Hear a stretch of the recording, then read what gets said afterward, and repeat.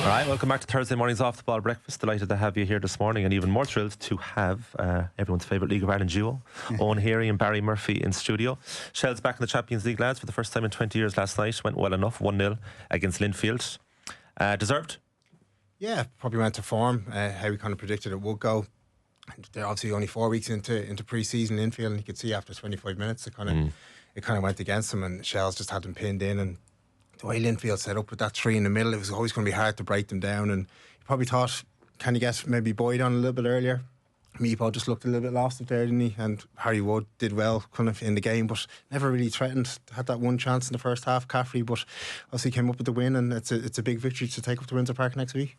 It's very tough for Linfield, isn't it? Because they're off-season. Yeah, they had the pre-season cup game on Friday, Charity Shield equivalent. They had a friendly on Sunday, but they looked off the pace. Well, they would look match sharpness, if you want to. God, it was hard for me to say that. But they looked a bit off that way, you know. And as Barry said, but listen to the interview of Healy. I think he had a case of where he just wanted to drop off, allow Shels to have the ball. He knew what was coming. I watched their friendly, and where they're more pressing.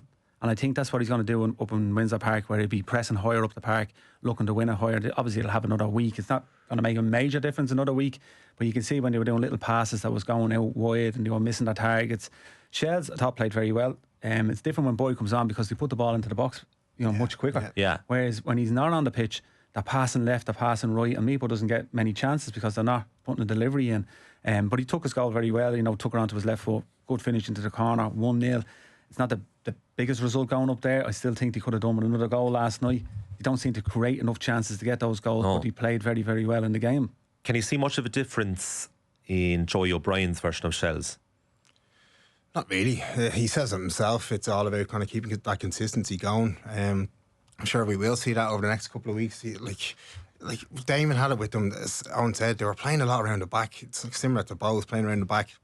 Going agricultural last year, so you could describe it as that, but they won off it. Like, got two up top, got second balls. Boyd, he was brilliant up top. He was excellent when he came on last night, but it's hard to kind of change things around as well and totally disparage what the manager you've been brought in under, try and change everything, because the players have bought into him. So interesting to see if he'll change things around. It's trying to keep it as close to Damien Duff as possible, is it? Well, let's be honest, like, Duffer obviously done the walk in Linfield before he went. It's not just a week, and Joey has gone and watched them last week and said, right, this is what we're going to do. That work has been done a long time from the likes of Damien and Joey himself, and they're just trying to breed that consistency into the team. I think the players are probably a little bit more relaxed last night, maybe knowing that they were playing Linfield, who were only in their pre-season. You can see Harry Wood making some great runs, really the best player on the park last night. And you could see that in the sense, and even the players talking after it, a lot of admiration for Duffer and that, but they just seem to moved on now, and Joey's the manager. Do you know that? And Joey came out talking about it then after the game, that the noise around it about Duffer is to do with everyone else. It's nothing to do with the club anymore. They've moved on from it. They're just logging into Duff's notes and the teams, basically. Yeah, because he's done the work already. Yeah, but Linfield haven't played since last season, so all their videos would have been about last season. So they'll have done their prep leading into that, but they know they've only got 4 weeks pre-season training under their belt. Like, look at Rovers or teams in the league here. They're back in December for a February start now. So you've got a 10-week lead-in time where you get your fitness done, and then you're playing 7-8 leading games before you play that first game of the season. So they're way off the pace. Yeah, I'm very surprised that Linfield haven't played certain teams in the course of their pre-season, like, Derry, and just asked them for a friendly behind closed doors.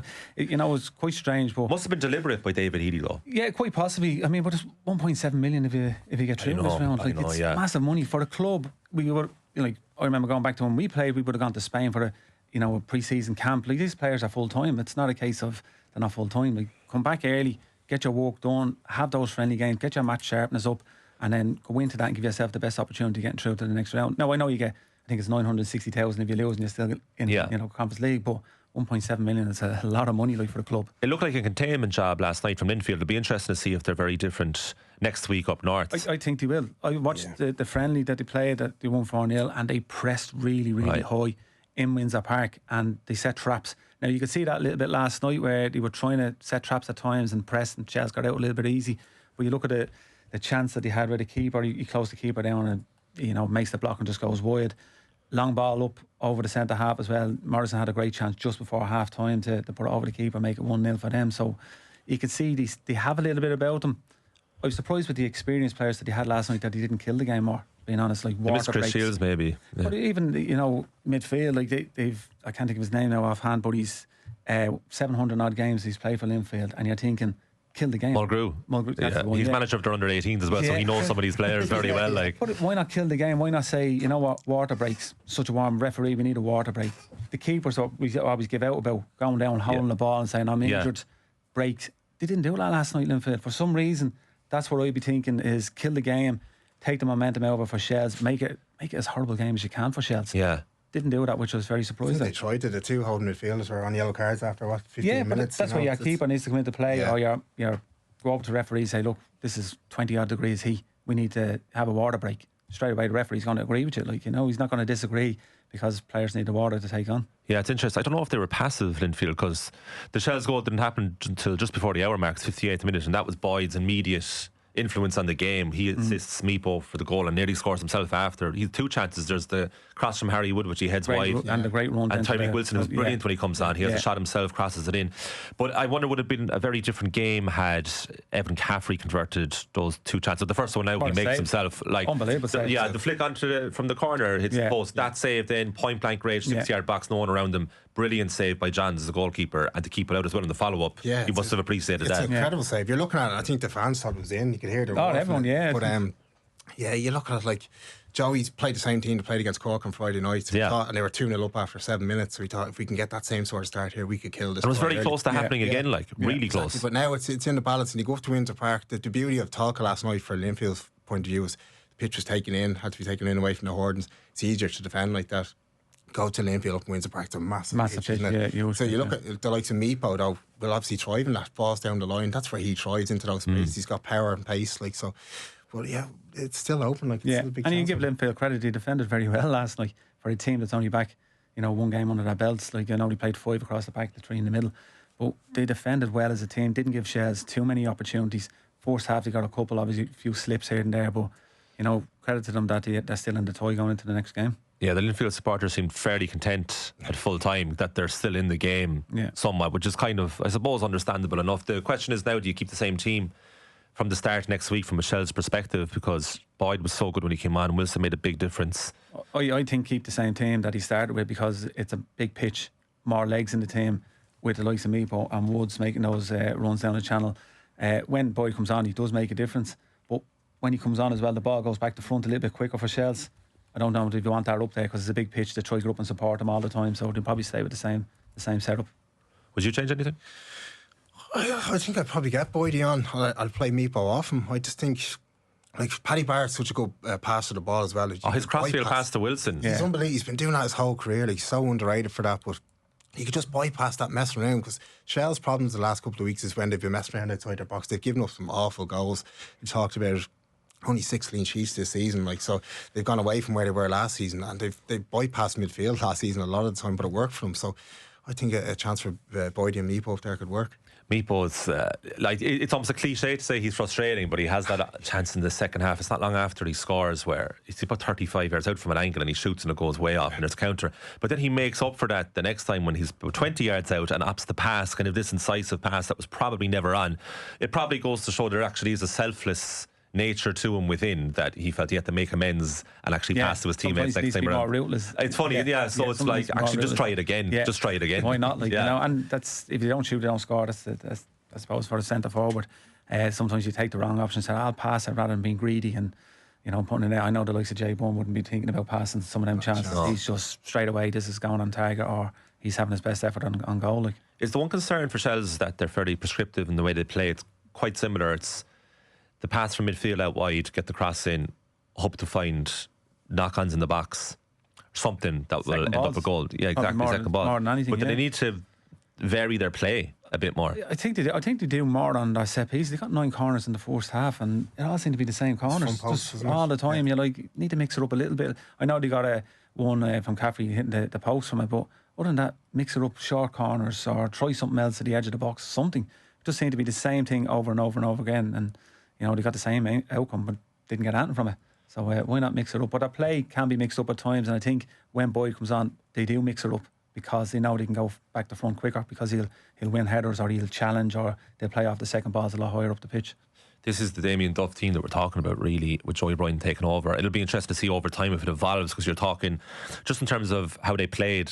Duff is this tricky winger at his best, you know. Not quite a maverick, but like very dangerous on the ball, takes players on. Joey Bryan was a defender. And it's interesting to see how players evolve into management, that you would think that Duff, the player, the team would reflect the way he played, but it's not, actually. It's very controlled and structured and organised. Probably more than the managers that they played under. Do you think so? Is that it? So they don't want the team to be necessarily a reflection of what they were like as players, but they find it the best way to win. Yeah, because they're probably looking and saying, well, this is how we won leagues through the managers that he had, like, so how he went about. And Mourinho, we know, was defensively very, very minded, like, where Duffer's probably taking those aspects of it and saying, right, you know, we play defensively and counter attack. It's a lot easier, and that's where that sort of rubs off them.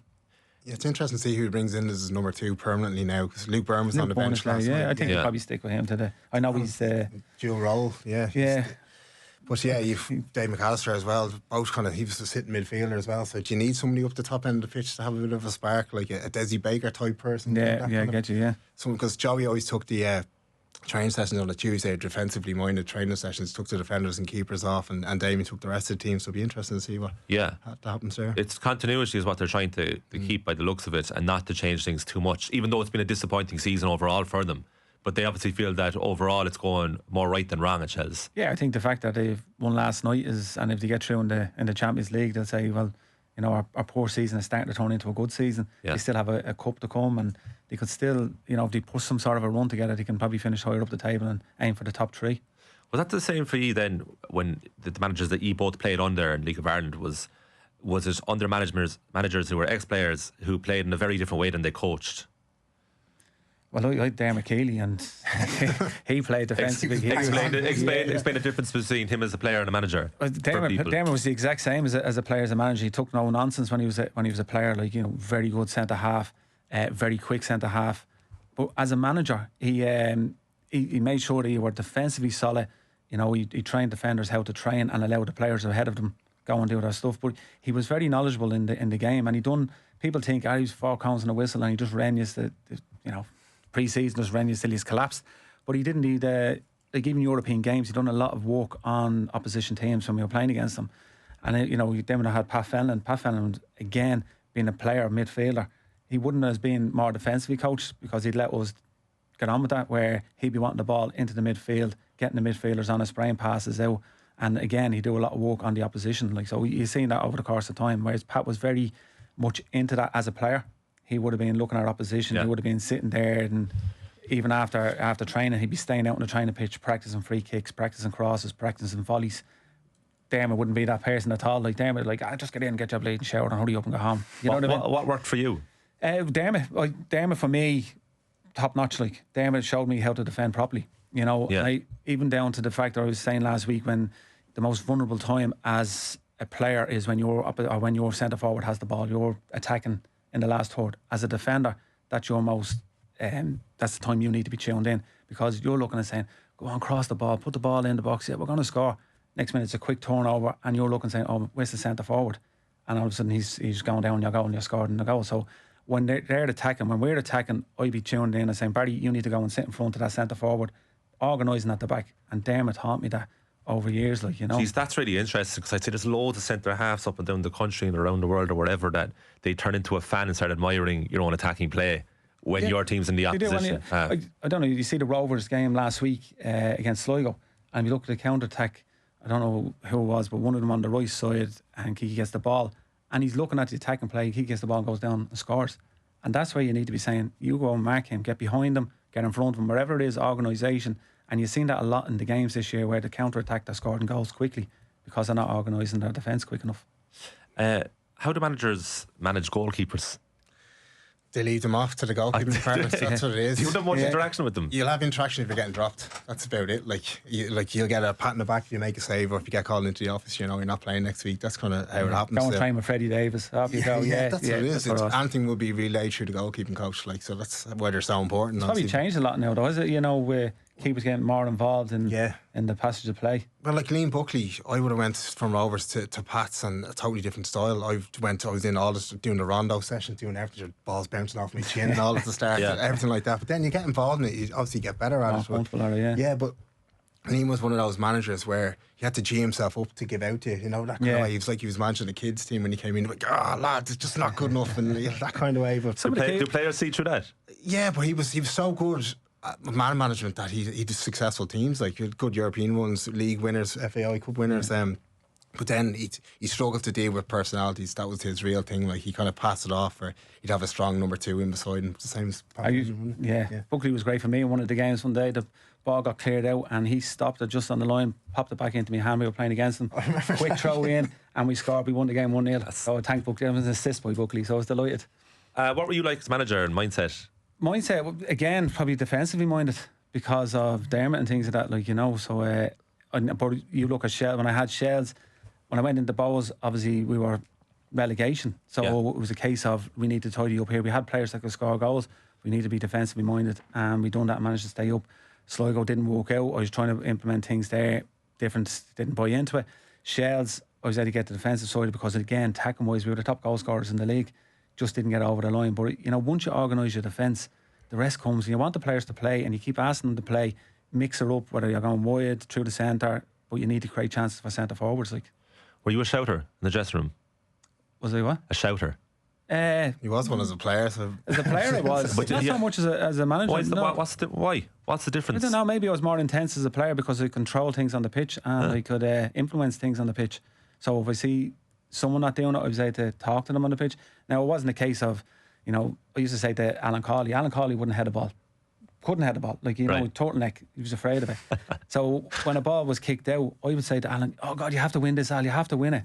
And he'd win the header and I'd be like, oh, what a header. And he would go around 6 foot tall. Like, so sometimes you use reverse psychology on the players that you're playing with, you know, make them feel better than how they feel themselves. And it gives an extra 10% when they're playing for you. Did you have a problem falling out with players that you managed? I managed probably.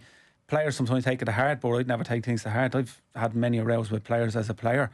I remember Keegan playing with Bowles, and we'd always have rows in dressing rooms, and I had a row with Keegan and he wouldn't talk to me for a day or two, and I had to ring him and say, what's up? Like, and he's, oh, you had a row with me. And I'm like, yeah, but that just happens. You just move on. Like, you know, you don't hold it as a grudge and you just move on about things, and that's just football. It's never personal. It's just how you feel that moment in time to try to get the best reaction out of players. And even Pat used to say to me, go in and start a row in the dressing room to get players going. Like, and you have to pick the person carefully. Yeah, I know who to start on, like, you know, who to have a go at, like, and it just start a debate then throughout the team, and the following week we'd be the best team then in the country because we'd be right at it, like, you know. The best teams were always player-led anyway, weren't they? That ball. But Pat never had to come into our dressing room. It was always. But geez, Barry, like, the best teams player-led would want to take a lot of self-assurance and fairly high self-esteem for the manager to let that happen, because I'd say there's a lot of ego involved in management as well, and it's like I'm the person in charge and they only hear me. Pat was great. I played alongside Pat, so Pat knew we can control the dressing room. There was never an issue. He'd ring me every day after training. How was people in training? How was this person because he got dropped? What's happening with him? You know, and you'd have that relationship with your manager that then you can go into the dressing room and you can control things, and if there's anything that really needs to be brought to the manager's attention, then you can do it. Whereas you try to take everything away from him and keep it in house and keep it to ourselves and sort it out ourselves. You see the leadership groups now. Every kind of new manager you see at Spurs now with Thomas Frank as well. The first thing they do is get a leadership group, and they name their captain, get a leadership group, and that's all kept. Managers very rarely come into, if you're in a training ground, into the dressing room in the training ground. That's your domain, isn't it? Yeah. That's where things are sorted out for them. And that's if you keep going in and keep saying the same things, like we said about Duffer, he's probably going in, probably didn't have those sorting it out themselves in the dressing room, and he probably had to keep going in and talking about it himself and talking about it, and it just becomes too much then for them. Could I offer you enough money and resources to go back into management? No chance, absolutely no chance. And you didn't let me finish the sentence. No, absolutely no chance. No, that's the sad. Even looking and you see Duffer walking away and such an experienced player, you know, great career, and you're looking and saying, imagine the stress he was under then doing that and saying, you know, enough is enough here, you know. If you had your time back, would you have bothered with management? Probably not. I probably would have gone down the coaching side of it. Right. You know, I enjoyed putting on the coaching sessions and doing that rather than all the heartache and headache of being a manager.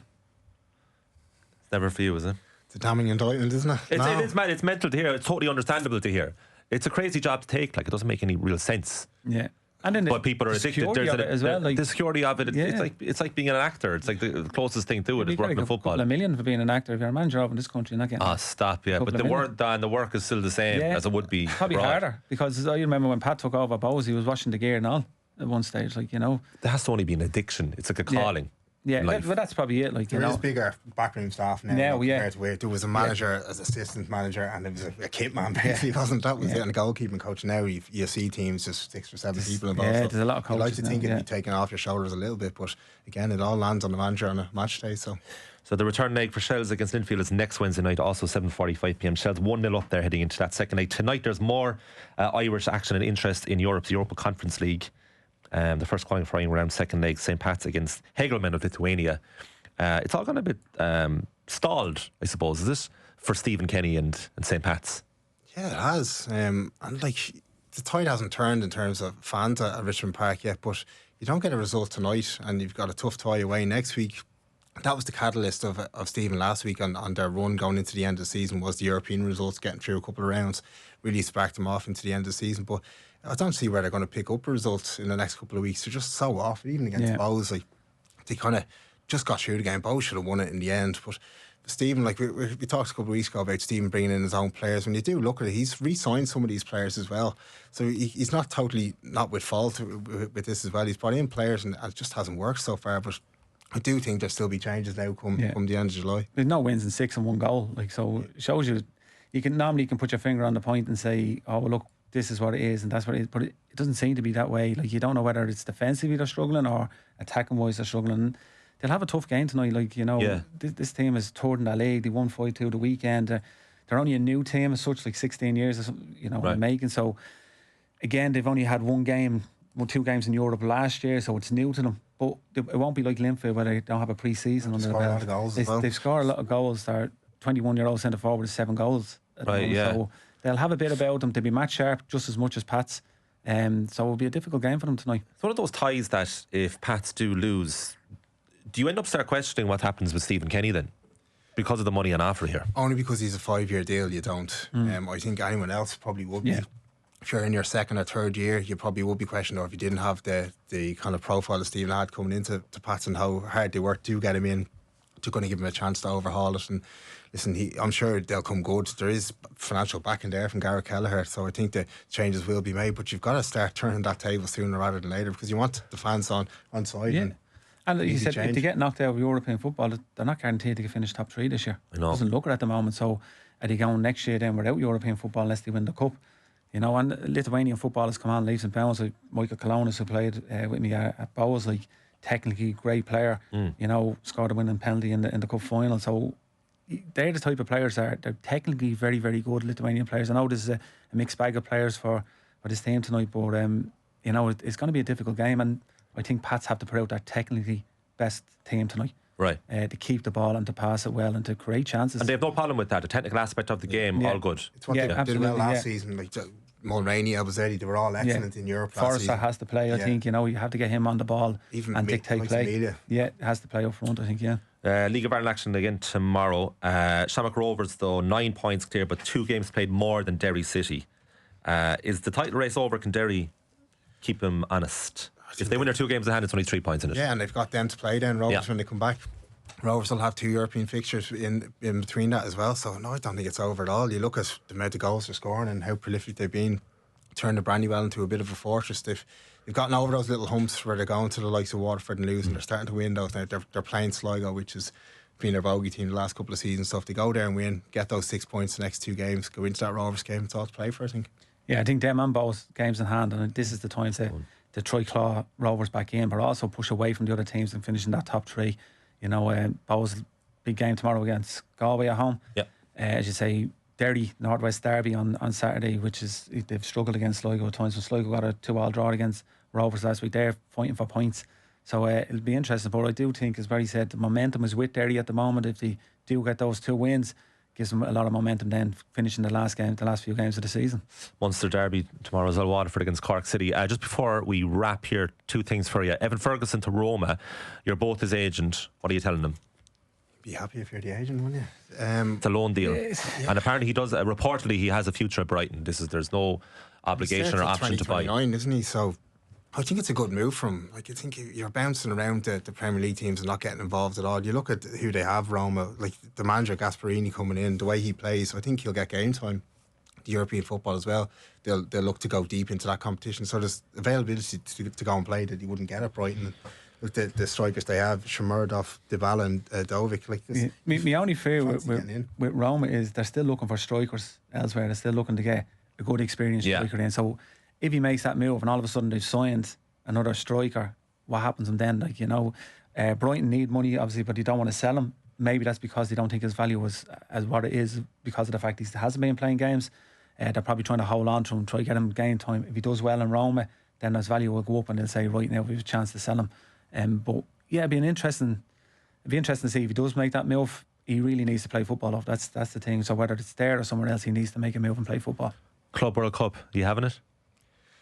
I haven't even watched it. Yeah, everyone's saying it. I thought you'd be different. To football, man, I thought you'd be different. Well, PSG, Real were on and I was watching Shels and Linfield. Yeah. Well, that's understandable last night, but generally speaking, Chelsea against Paris Saint-Germain this weekend, Club World Cup final. Any interest? You watch it, it's great I'll to probably watch the final. Yeah, because you're looking at the two teams that are in a PSG are flying at the moment, aren't they? Like, you know, they destroyed Real Madrid last night. People have missed it. And even having the lads that are missing it through suspension last night, like, they're still, you know, that team at the moment, and they're so young. You can see PSG going on and challenging again. And it's funny that they won the Champions League last year after losing 5 games in the Champions League. It's mad, isn't it? Crazy. And then they have a chance to win another trophy and then bounce into the season again. Like you wonder what else they're $1 million odd quid as well for winning it. Not bad at all, not a bad day's work. All right, Barry Murphy Owen Heary, thanks a million for coming in. This August Bank Holiday weekend, Off the Ball is hitting the road and heading to All Together now in Waterford. Will be live from the Go Loud Lounge every day across the festival with 6 shows, bringing the sporting buzz to the big weekend. Join us for a special edition of You Had to Be There with Brian Kerr, taking the chaos of the crappy quiz and relive all the action of the All-Ireland hurling and camogie finals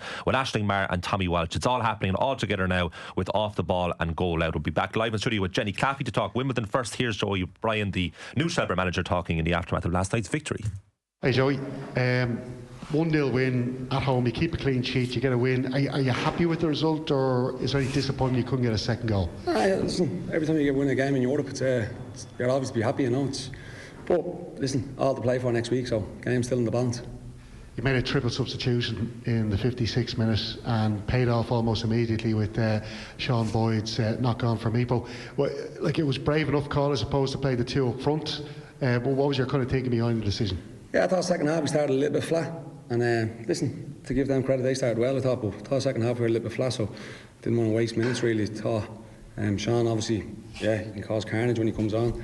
I thought he'd done that obviously for the goal. But his overall performance was really good. And, listen, sometimes it works like that and sometimes it doesn't, but lucky for us it worked like that straight away. And 2 of them up front, him and me, but obviously causing problems then. Was there a bit of frustration creeping into your team's performance because you really dominated possession? You know, you were attacking really well in that first half an hour or so, but as it went on, you weren't able to break down that Linfield defence. Was it getting frustrating, you think, for the players? Harry Wood took that shot near the end of the first half. Was it kind of a snatched effort? Yeah, no, look, I thought we created some great opportunities, didn't take them. They keep made a couple of good saves. I think obviously the penalty VAR thing and all that sort of stuff. So we are definitely on the front foot, probably probing, looking to create stuff. Obviously they defended well as well, so give them credit as they stuck at it as well, you know.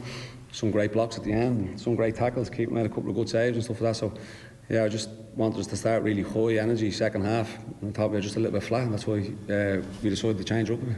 Like physically in midfield, and David Healy agreed to a certain extent, you definitely had the advantage physically, fitness-wise. You know, they were really struggling in that area of the field. Do you think you maybe took advantage of that enough in this first leg? Yeah, look, it's tough, you know. I mean, they're going in there to have a back 5. It's a massive game, massive opportunity for both clubs, as I said. So, look, we're winning. We have a small advantage going up there next week, so we're delighted to have that. But it's still all to play for next week.